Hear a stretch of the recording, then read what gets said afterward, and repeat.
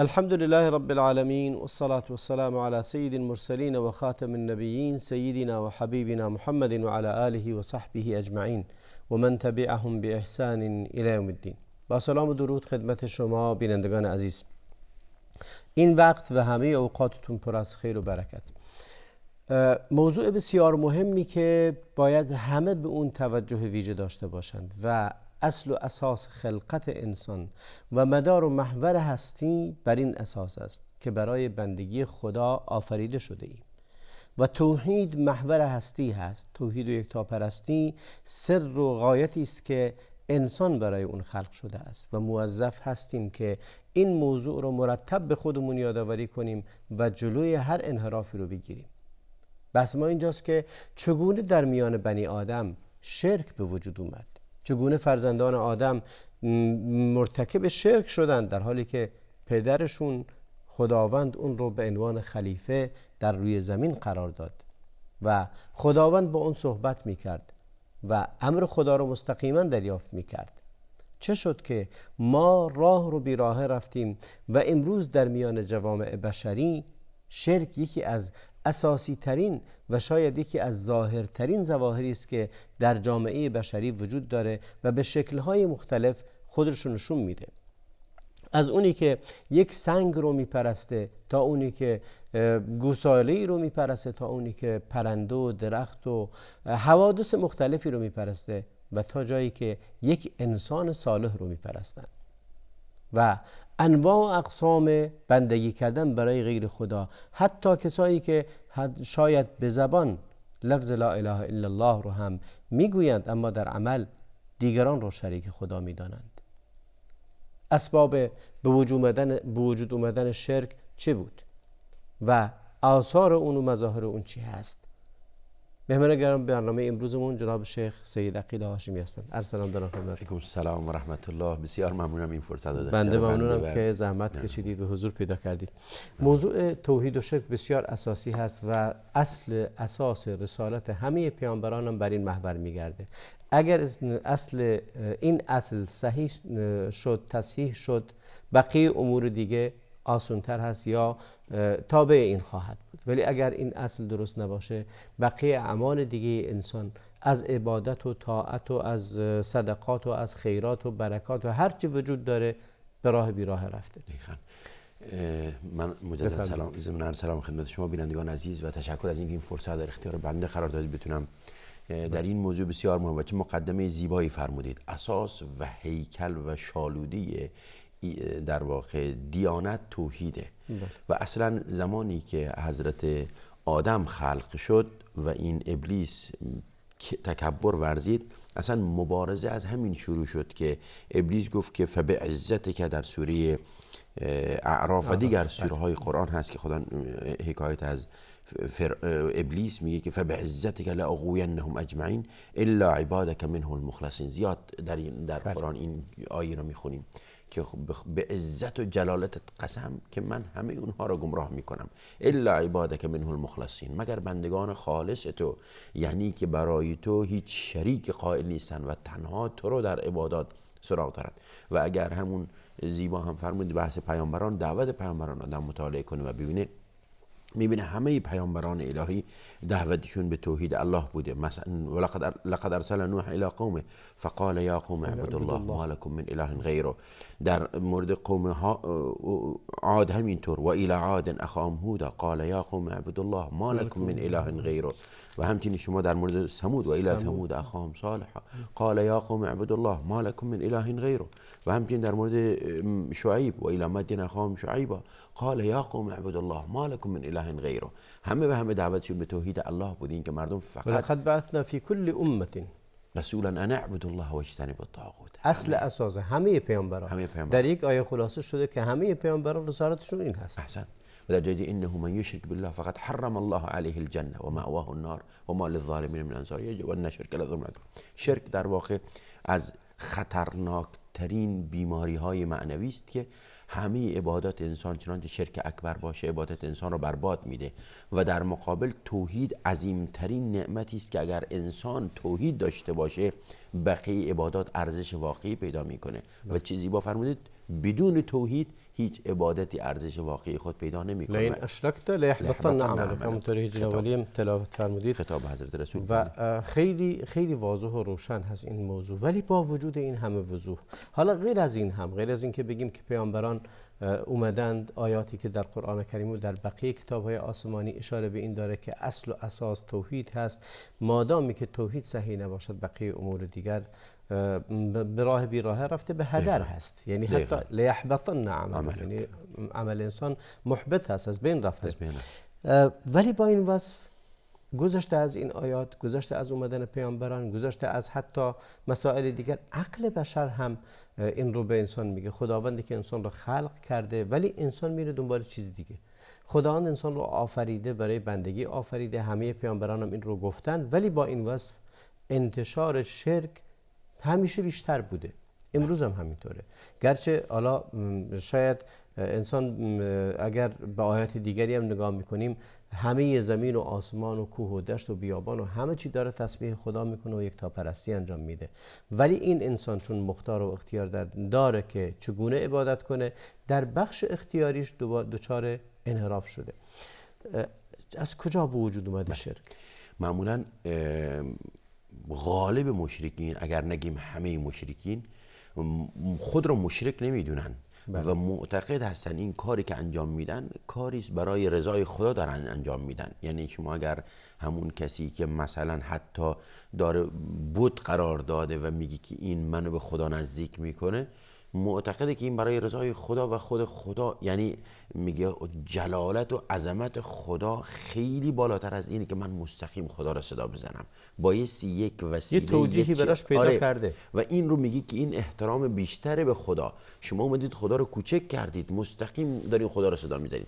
من خدا رو خیلی بزرگتر از تصور شما دارم در واقع در ذهن خودش نشون داده و احساس میکنی که دیگه احترام، ما لیاقت اون رو نداریم مستقیما نام خدا رو ببریم. میگی شما خدا رو کوچک کردید که مستقیم میگید یا الله یا الله. من نه. و علا کل توجیهات اینجنینی شیطان فبما اغویتنی لاقعدن لهم صراطك المستقیم ثم لآتینهم من بین ایدیهم ومن خلفهم وعن ایمانهم وعن شمائلهم ولا تجد اکثرهم شاکرین. در جای لازینن لهم، زینت میدم این امور خرافی. غالب اعمال شرک که حضرت علی فرمودید بیشتر بر اساس توهمات و خیال پردازی هاست و اختراعاتی که انسان در باب عبادت انجام میده و به شرک کشیده میشه. همونطور که از اسم شرک هم مشخص هست، شریک دادن. حالا قبل از اینکه وارد تعریف شرک بشیم که شرک چی هست، من میخوام ریشه یابی این موضوع. حالا اجتناب علی اشاره فرمودید که حتی اون مشرکینی هم که بدترین نوع شرک رو قائل هستن، خودشون رو مشرک نمیدونن یا حتی خودشون صحیح میدونن، بلکه اونایی که موحدن رو تخطئه میکنن و منحرف میدونن. دقیقاً. حتی مشرکین قریش هم که دیگه ضرب المثل هست، هر وقتی که ما داریم بحث شرک میکنیم میریم سراغ لات و هبل و عزا و اون بتای بزرگی که یا به تعبیری میگن 360 بت داخل کعبه بوده زمانی که پیامبر مبعوث میشه. یعنی هر قبیله یه بتی داشته و شکل‌های مختلفی از بت‌هایی که میتراشیدند. آیا واقعا اونها هم به وجود خداوند اعتراف داشتند و کار خودشون رو صحیح میدونستند؟ قطعا شما اگر در قرآن حالا چشم پوشی از روایات صحیح و کتب تاریخی که اعمال مشرکین مکه رو مطرح میکنه، در قرآن اگر رجوع کنید، مشرکین مکه به ارکان ایمان به الله ایمان داشتن، به فرشتگان ایمان داشتن، ولی خب بعضی از اونها معتقد بودن فرشتگان دختران خدایند. به پیامبران گذشته حضرت ابراهیم و اینها اعتقاد داشتن، خود را بلکه پیرو دین ابراهیمی میدونستند، به نماز میخوندن، روزی میگرفتن، حج داشتن. گرچه همه اینها دچار اختلالاتی شده بود، با یک فقه خاص به خودشون، یک تصورات خاص خودشون، با یک اعمال خاص. شما اگر قرآن مطالعه کنید در بحث توحید الوهیت و توحید ربوبیت به خصوص، ولئن سألتم من خلق السماوات والارض ليقولن الله ولئن سألتم من نزل من السماء ماء فاحيا به الارض بعد موتها ليقولن الله ولئن سألتم من خلقهم ليقولن الله ولئن سألتم. آیات مکرر در این مورد در قرآن زیاد پیش اومده که اگر از مشرکین مکه بپرسید چه کسی شما را خلق کرده، خواهند گفت خداوند و الله. یعنی و اگر از اونها بپرسید چه کسی آب از آسمان ها فرو میریزه، خواهند گفت الله. مشرکین مکه به صراحت لهجه لفظ و تصریح میکردن برای اینکه الله خالق آسمان ها و زمینه. در سوره زخرف هست، سوره عنکبوت هست، سوره مؤمنون هست. یعنی هیچ کدومشون معتقد نبودند این بت‌ها خالقن؟ مطلقاً معتقد نبودن رازقن؟ مطلقاً معتقد نبودن که مدیریت جهان به دست این بت‌هایی است که دارن؟ در سوره یونس خداوند این حقیقت رو در آیه 18 سوره یونس به این صورت بیان می‌فرماید، می‌فرماید و یعبدون من دون الله ما لا یضرهم ولا ینفعهم و یقولون هؤلاء شفعاؤنا عند الله. یقولون هؤلاء شفعاؤنا عند الله، واسطه ما هستند، واسطه فیضمون از نزد خدا هستند. در سوره آیه 3 سوره زمر همینطور الا لله الدین الخالص والذین اتخذوا من دونه اولیاء ما نعبدهم الا لیقربونا الی الله زلفا. هدف بحث قربت الی الله است.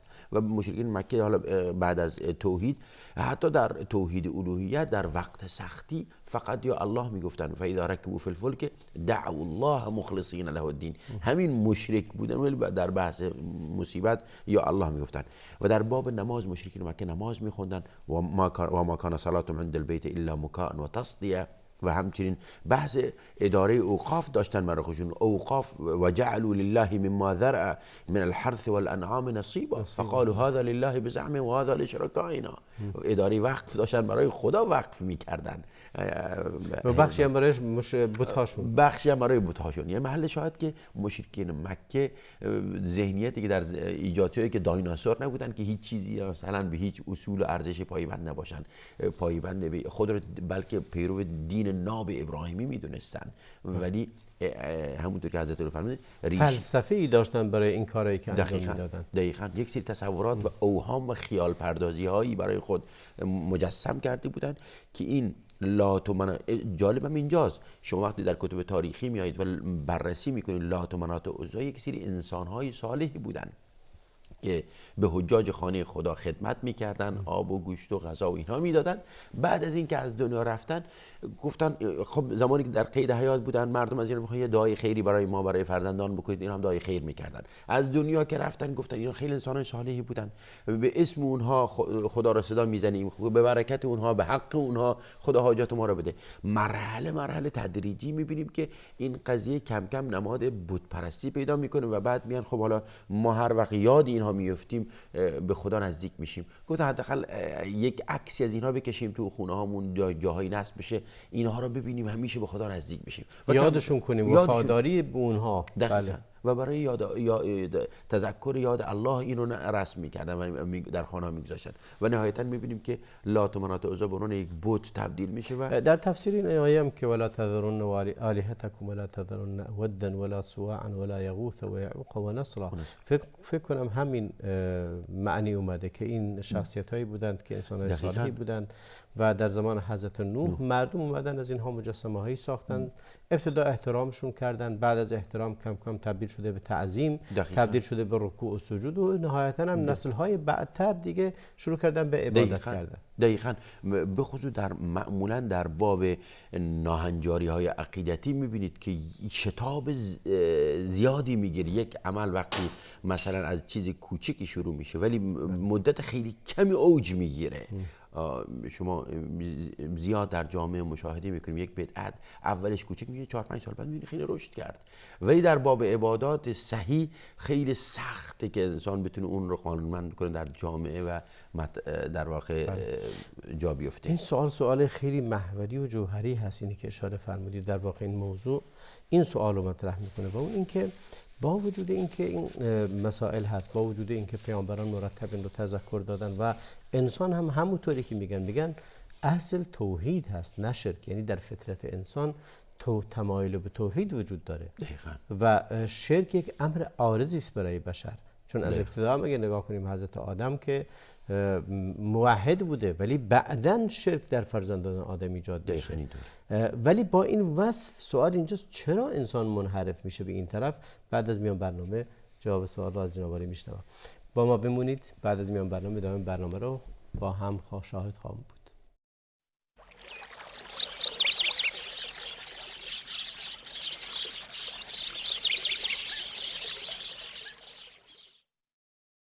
با سلامی دوباره خدمت شما بینندگان عزیز. در بخش اول صحبتمون کلیاتی رو در مورد شرک و نشأت شرک در میان مردم صحبت کردیم. با توجه به اینکه اصل توحید هست جناب شیخ هاشمی، با توجه به اینکه اصل توحیده، بشر بر اساس فطرتش موحده، فطرت الله التي فطر الناس علیها، انسان رو بر فطرت آفریده و همه وقتی تعریف میکنن میگن مردمان فطری هستند، جایی که بر توحید خالصن، مردمانی هستند که بر فطرتن، یعنی فطرتشون فطرت پاکیه. ولی مشاهده میکنن اولا به وجود اومدن شرک خیلی زود به وجود اومد، یعنی بعد از حضرت آدم خیلی طول نکشید که شرک به وجود اومد و در میان خود اقوام و ملت ها و پیروان پیامبران میبینی خیلی طول نمیکشه از زمانی که پیامبر در میان مردم وجود داره، گاهن خود پیامبر وجود داره، تا میری یک مسافرت رو برمیگردی میشن مشرک. مثل حضرت موسی رفت 40 روز رفت کوه طور، برگشت شدن گوساله پرست. یعنی خیلی سریع آدم این رو داره، یعنی بنی آدم این امکان براش وجود داره یا این زمینه رو داره که خیلی زود توحید رو با وجود اینکه یک امر فطری سازگار با فطرتش هست اما خیلی زود مشرک میشه. یکی از مهمترین مسائلی که میتونیم بگیم حد وسطش خوبه، بد زیاد اگر بشه در واقع اختلالات ایجاد میشه، بحث عاطفه و احساساته. اگر شما بررسی کنید در اقوامی که به شرک کشیده شدن، مهمترین عاملی که زمینه شرکیات را ایجاد کرده احساساتی رفتار کردن با قضایا و عاطفی بیش از حد. مثلا خب به کار نبردن عقل احسن. وقتی یک انسان صالحی از دنیا میره دیگه بیش از حد احساساتی میشه، بیش از حد عاطفی میشه، تا حدی که به این فرد چنان تقدسی میده که به درجه الوهیت ایشون رو میرسه. غلو در افراد صورت میگیره، نتیجه همون احساسات و عاطفی رفتار کردن.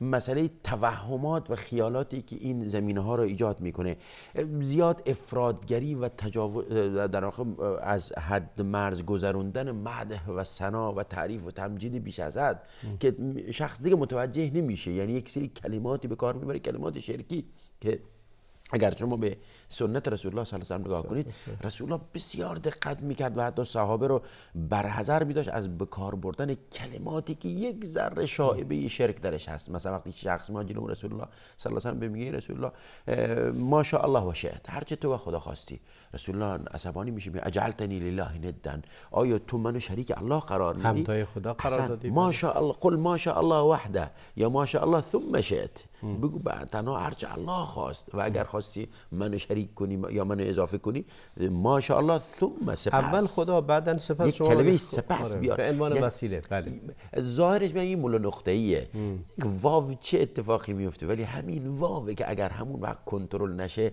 در حد و مرز خودش گذاشته نشه، تبدیل میشه به جملات دیگر، تعریف و تمجیدهای بیشتر و غلوف کشیده میشه. بحث در واقع کشیده شده همین قضایا بنای مساجد بر قبور که میگن حالا، یعنی ببینید اولش از پله اول احساسات عاطفه است، بعد شروع میشه به تعریف و تمجید بیش از حد. توهماتی که اشاره فرمودید خیلی مهمه. بحث توهمی که بنی آدم داره، یعنی انسان هم توهم از جهت اینکه شاید تصورش در مورد یک موجودی، در مورد یک خلقتی، در مورد یک انسانی، اینکه رزقش رو میرسونه، اینکه بلا ازش دور میکنه، اینکه تصور کنه خیلی مهمه، یا ازش بترسه، یا توهم کنه که قدرت زیاد و خارق العاده داره، و اون هم برمیگرده به قضایی که به وجود اومده. اشاره به این داشتیم که اصل توحید و شرک یک امر عارضه. انسان خیلی راحت باید برگرده به توحید، راحت برگرده به راه راست، ولی خیلی راحت شرک رو میپذیره. متاسفانه امروز خیلی زیاد رو داریم. یک کلیپی این روزا دست به دست میشد در مورد یک انسانی که معمم هم بود، داشتن از یه عده‌ای که از هندوستان هست فیلم بگرفتن که یه جایی اینا مسلمان نیستند اما اعمالی رو انجام میدن یا اعمال شرکی رو انجام میدن که فرقه های از مسلمان‌ها دارن اون رو انجام میدن و اینا افتخار میکردن به اینکه این فرقه غیر مسلمان داره این اعمالی که اونا دارن انجام میدن رو داره انجام میده. و چه گرایشیه. ولی به همین انسان اگه بگی بیا برای خدای یکتا نماز بخون، نمیاد، قبول نمیکنه. اما میاد برای نمیدونم فلان شخص داره سر و سینه میزنه. دقیقاً. الکفر ملت واحده. در سوره زمر خدا میگه و اذا ذکر الله وحده اشمئزت قلوب الذين لا يؤمنون بالآخره و اذا ذکر الذين من دونه اذا هم یستبشرون. اگر الله به تنهایی پیشون یاد بشه مشمئز میشه قلب های کسانی که به آخرت ایمان نداره، ولی اگر غیر از خدا یاد بشه گلگون میشن و شاداب و سرحال میشن. سبحان الله. وقتی بررسی میکنن یا الذین لا تتبعوا خطوات الشیطان، از این گام های شیطان تبعیت نکنید. همون مرحله اول که حضرت علی هم بهش اشاره فرمودید، بحث توهمات و خیالات و بحث عاطفه و احساسات، استارت کاره. اگر شخص اینو کنترل نکرد میره تا ناکجا آباد میره. شما ببینید آدم فلا تزکوا انفسکم هو اعلم من اتقی. انسان برای اینکه بر اساس اون احساسات و عاطفه یک ذهنیت فرابشری نسبت به یک فرد ایکس در ذهنش ایجاد میشه، این ذهنیت سبب میشه که یک سری جملات خارج از محدوده شرع در موردش به کار ببره، غلو میکنه در موردش. مرحله میبینیم که این شخص رو رسونده به جای خدا بدون خودش متوجه بشه. یعنی اگر شما از خود همین افراد بپرسید که مثلا حالا هر کسی که باشه اون انسان فلان انسان آیا این خداست، میگه نه خدا نیست، اما لسان حالش اون رو خدا میدونه، ازش حاجت میخواد، بهش دلخوش میکنه، بهش توکل میکنه، ازش میترسه که خدا اینا کرده ازش انتقام بگیره. یعنی کل اعمال خدایی رو بر اساس اون ذهنیتی که داشته در این ایجاد کرده. خب این خدا دونسته اعمال خدا رو، صفات خدا رو به اون داده ولی اون رو خدا نمیدونه. بله. میگه صدای من رو همیشه میشنوه، صدای همه رو میشنوه، همه رو میبینه، حاجت ها رو میده. عالم اصلا میگه از خداوند از طریق اینهاست که داره کار این دنیا. دقیقاً اینها هستند که کارگزاران خدا هستند. دقیقاً. و برای همین هم 1001 دلیل میاره که فرشته فلانی مسئول باران و آب و باد و مه و خورشید هستن، پس اینم فلان شخص و فلان شخص هم مسئول مدیریت جهان است. یعنی شما از گام اول گام خیلی خوبیه. آقا محبت صالحین، کسی نگفته محبت صالحین بده، ولی میبینیم این محبت صالحین به عاطفه تبدیل میشه. بررسی مطالعه تاریخ و مظلومیت های این بزرگان که واقعا مظلوم هم شدن بعضی موقع، این مظلومیت میبینه پا فراتر گذاشته میشه، میرسه به طرف مرحله تعریف تمجید بیش از حد، غلو و تقدس و کم کم بعد متوجه میشه که داد بیداد این شخص اصلا کلا این انسان رو خدا میدونه بدون که خودش متوجه بشه و به یک وادی شرک واقع شده. آیا یعنی نشأت گرفتن شرک آیا از طرف یعنی علمای یک ملت میاد یا از طرف مردم جاهل و نادان؟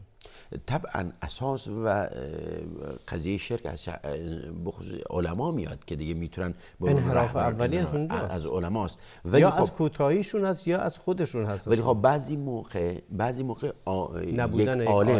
یک عالم یک جرقه‌ای میزنه، یک بدعت و خرافاتی رو شروع میکنه در جامعه که عوام همه به اون معتقدن، دیگه عالم نمیتونه رو کنترل بکنه. یعنی بعد یه وارونه میشه، بعد عوام مردم میشن. یعنی ما باید بگیم در واقع بگیم عالم نماها این رو ایجاد، خود علم انحراف نمیاره. آیا خود علم هست که این انحراف رو میاره یا کسانی که در لباس علمن چیزهایی رو میدونن و از این دانستهشون استفاده میکنن به نفع خودشون و مردم رو به راه دیگری میبرن و خطاهایی که چون مردم علما رو منبرشون میدونن یا یه مناره‌ای میدونن که از اونجا راهنمایی بگیرن و حرف اون رو میپذیرن، حرف دیگری رو نمیپذیرن.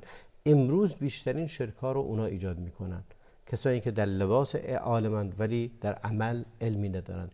قل هل یستوی الذین یعلمون والذین لا یعلمون. این دوتا یکی نیستن قطعا. اونی که عالمه مورد محبت خداونده، ولی اون عالمی که باعث میشه دیگران رو انحراف بده شرک رو هم ایجاد میکنه. شیطان کارش خوب بلده برای گمراه کردن و منحرف کردن مردم. خب طبعا نمیاد دوز سر گردنه رو بندازه بگه آقا تو برو روی منبر و به مردم بگو آقا کار بد انجام بدن. همون عالم به تعبیر حضرت علی عالم نما که واقعا عالم نما هستن، اونها رو میاره بالای منبر و میگه این کار انجام بدید. و خدا در سوره جاثیه آیه 23 میفرماید افرأیت من اتخذ الهه هوا و اضله الله علی علم و اضله، با وجودی که علم داره خدا گمراهش میکنه. و بعضی موقع حالت تعصب، عناد و لجبازی است. مگر فرعون نمیدونست که خدا نیست؟ میدونست. خدا در سوره نمل میفرماید وجحدوا بها واستيقنتها انفسهم، یقین داشت که داره دروغ میگه و این کارش مطمئن بود، یقین داشت دروغ میگه. ولی خب به هر صورت در یک نور نمکی از این داشت. یک سری افراد در شرایطی واقع میشن که میگه آقا جان شما با این جمع کثیری از مردم چطور میخوای مواجهه و روبرو بشی؟ بهتره یواش آروم آروم. بعضیا توجیهات اینچنینی میارن نه خودتو آدم بدی نکنی، آروم آروم حلش بکن. بعضیا میگن آقا جان دیتا میشد نمیتونه اصلا، اگر بخواد هم این کار بکنه مردم علیه یورش میبرن. میگه تو الان برات 1001 تهمت بهش میگم خاطر اول بسم الله بیا آقا بی خیال شو و سعی میکنه ایشون مقلد عوام مردم میشه. این عالم دین در شرایطی واقع میشه که نمیتونه منکر انکار کنه، پس میاد به همین خاطر تسلیم عوام مردم میشه.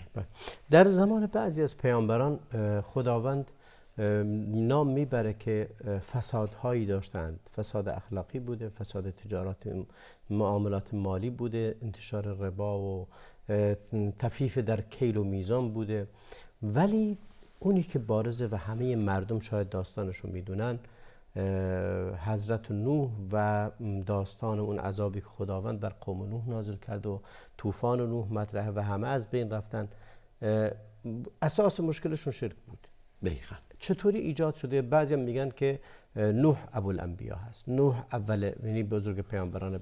حالا آدم رو به عنوان پیامبر محسوب نمی‌کنن چون به هر حال مردمانی نبوده اند که دعوت بده و بعضی هم میگن خب آدم هم پیامبر بوده برای خودش و خانواده‌اش و بقیه مردمانی که میان. ولی اگه حساب کنیم اولین پیامبری که مبعوث میشه و پیامبر اولوالعزم هست نوح. بله دقیقاً. طبعا حضرت نوح اولین پیامبر هست، ابوالانبیا هست. تعبیر این که از همه اونها حضرت آدم ابوالبشر هست و حضرت نوح ابوالانبیا.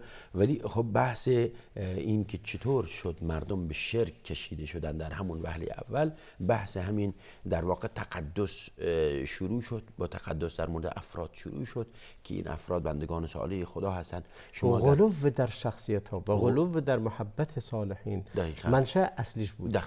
دقیقاً هر چیزی رو بایستی در جای خودش قرار داد. من به خاطر این مطلب میگم که رفت بدیم به امروزی که غلوی که ایجاد میشه در صالحین و خیلی غافلن ازش و خیلی هم وقتی بهشون بگی این کارو نکنید این کار میکنن که بعدشون میاد از این که بگی مثلا شما که فلان شخص رو، فلان انسان صالح رو، فلان ولی رو دوست داری اشکال نداره، اما در حد معقولی که شرع اجازه میده. بله. و به همین خاطر بعضی از حتی سران کسانی که ازشون تعریف جلو در محضر خودشون ازشون تعریف تمجید میشه این کارم نمیکنن چون دوست داره مردم تعریف تمجید خوشحال میشن و این سبب میشه که خب مردم بیشتر میگن و رسول الله صلی الله علیه و آله فرموده احثوا التراب فی وجوه المداحین، خاک بپاشونید به چهره کسانی که تعریف تمجید میکنن. یا حضرت ابوبکر صدیق رضی الله عنه وقتی تعریف تمجید ازش میشد میگفت که اللهم اغفر لی ما لا تعلمون واجعلنی خیرا مما تظنون، خدا ببخش اون چیزی که شما نمیدونید. یعنی این ذهنیت ایجاد میشه که تعریف تمجید نکنید، من مرتکب گناه دارم میشم و خداوند قرار بده اون گمان خوبی که شما نسبت به من میبرید. به همین خاطر بحث غلو در صالحین ببینید شرک، حضرت لقمان به پسرش چی میگه؟ ان الشرک یا بنی لا تشرک بالله ان الشرک لظلم عظیم. ظلم هم وضع شیء فی غیر محل فی غیر موضع، هر چیزی در غیر جاش آدم قرار بده ظلمه. در و بزرگترین ظلم هم شرکه. چرا؟ چون این شیء در غیر جاش قرار داده شده. شرک در واقع یا تقدس بیش از لباس بزرگ بر تن یک انسان کردن. این انسان جایگاهش همینه. شما میخوای بهش بگی که این ارتباط با خدا داره، این انسان آنچنانی هست. مسائل تقوا و صلاح به شکل و شمایل و ریش و شکل لباس که نیست. همه کس میتونه شکل سازی کنه و ظاهر سازی کنه. میان برنامه رو برمیگردم خدمتتون. بینندگان عزیز با ما بمونید. میان برنامه رو میبینیم، برمیگردیم و ادامه بحثمون که بسیار مهم و ضروری است که پای گیرنده هاتون بمونید و این برنامه رو تا آخر پیگیری کنید و متابعه کنید.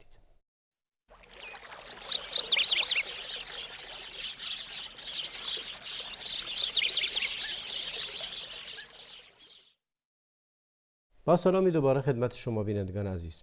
در دو بخش از صحبتمون پرداختیم به تصور کلی که در مورد شرک وجود داره و نشأت گرفتن شرک.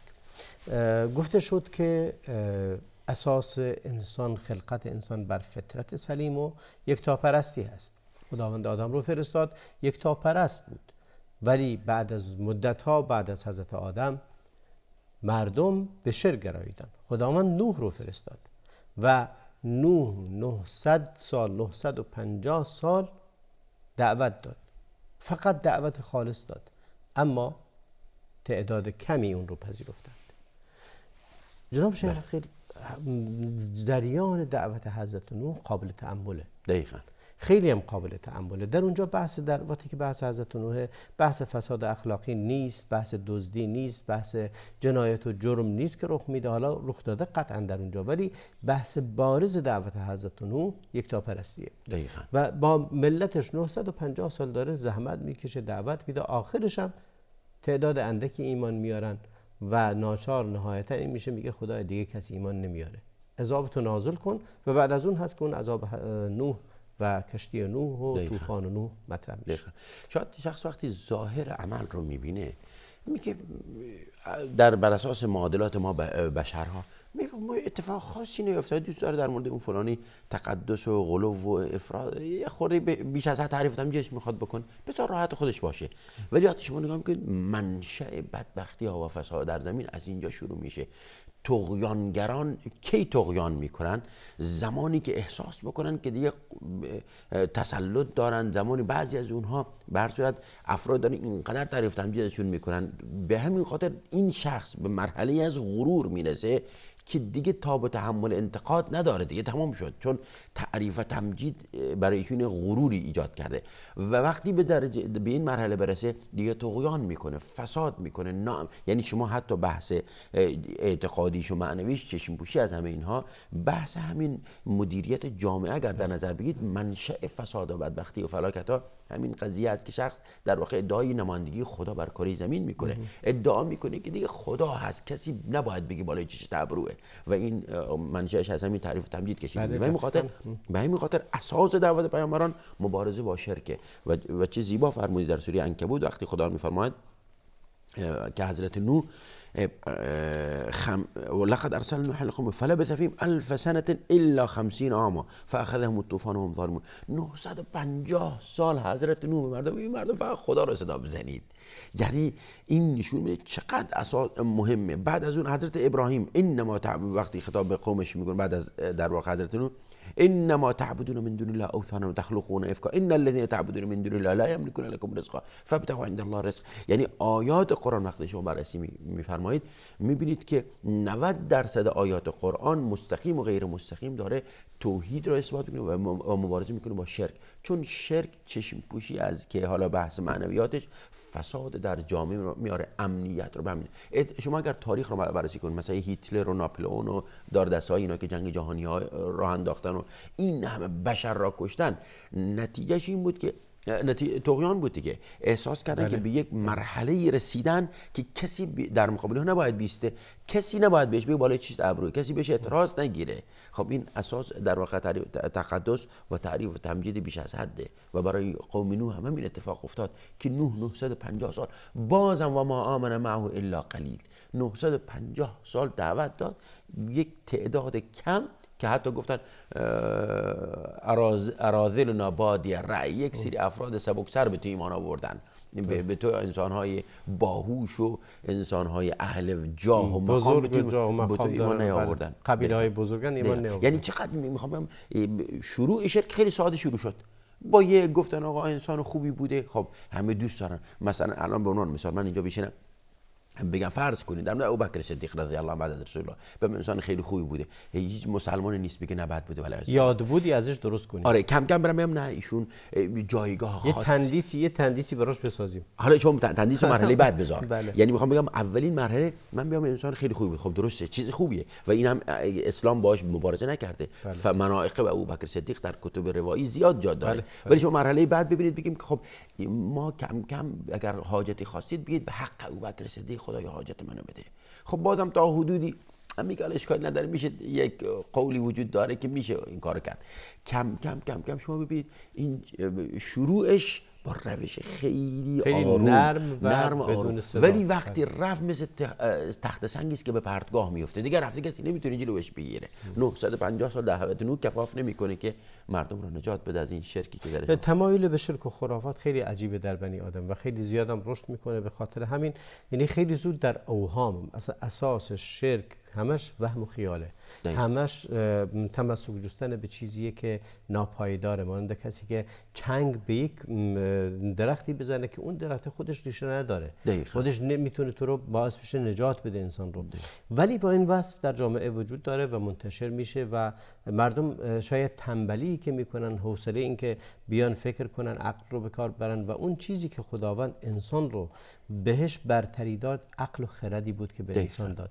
در اینجا شرک تماما ضد عقل و خرده و اجازه نمیده عقل به کار بره، بلکه مجموعه‌ای از اوهام و خیالات باطلی است که مردم امروز ما در گوشه و کنار دنیا میبینیم. مسافت طولانی رو طی میکنه با پای برهنه و سینه خیز و نمیدونم غذا رو و مالش رو از اینکه صرف خانواده‌اش کنه، از اینکه صرف کار درستی بکنه برمیداره میاره میده به یک عده‌ای که اون رو بخورن و به جاش توف توی صورتشون بندازن. متاسفانه دقیقاً مثال خوبی زدیم. ما وقتی حتی بعضی موقع میگیم فلان سید شما به سمت قبرش سفر میکنید میرید، یا فلان انسان، هر کسی که باشه اسمش زیاد مهم نیست به قدری که اون عمل مهمه، میگه ببینید شما نمیدونید این انسان چقدر انسان خوبی بود. گفتم بابا بحث خوب بودن این شخص نیست، ایشون انسان خوب، انسان صالح با تقوا، هر چی شما میگید، اما این عمل باعث دین خدا که مال من نیست که من برای بگم که اشکال نداره تو این کارو انجام بده، دین خداست، مال خداست،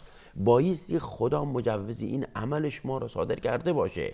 به همین خاطر اول ذهنیت به اینها دشمنان بزرگان و صالحین و اولیاء خدا هستند. نه اگر ما بگیم حضرت عیسی خدا نیست یعنی شدیم دشمن عیسی، حاشا و کلا، حضرت عیسی پیامبر ماست. ولی میگیم که حضرت عیسی در همون جای انسانیتش قرار بدید، انما انا بشر مثلکم.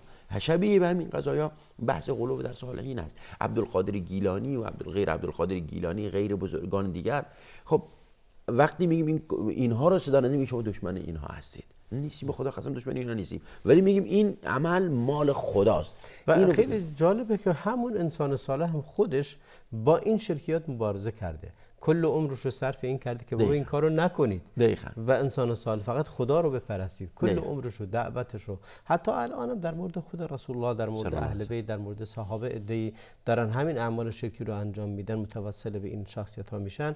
میبینید کل شخص اومده کل زندگیش رو صرف این کرده که دعوت به توحید داده، در راه توحید شهید شده، در راه توحید شهید داده، عمرش رو گذرونده. ولی وقتی که مثالی رو عرض میکنم، حضرت علی بن ابی طالب یکی از مأموریاتش این بود که گفت که پیامبر دستور بهش داد هر قبری رو دیدی که از سطح زمین بالاتر بود اون رو صاف کن. دقیقاً.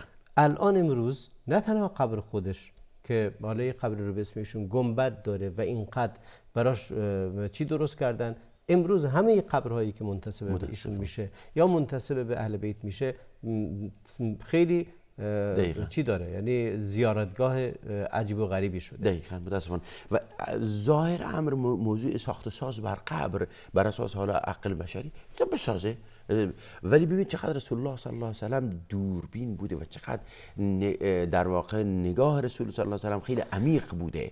این رو میگی که نسازید بر قبرها گنبد بارگاه و ساخت و ساز انجام ندهید، چون این زمینه احساسات و عاطفه رو ایجاد میکنه. شخص وقتی فضای مجلل آنچنانی بر یک قبر میبینه خب طبیعتا حالا این تحت تاثیر قرار میگیره، به خصوص حالا نورهایی که الان اومده، نور سبز و بنفش و زرد و قرمز، اینهایی که اومده، خب این زمینه احساسی و عاطفی رو بیشتر میکنه و سبب میشه که انسان به جای این که به سمت خدا کشیده بشه به سمت این قبر کشیده بشه.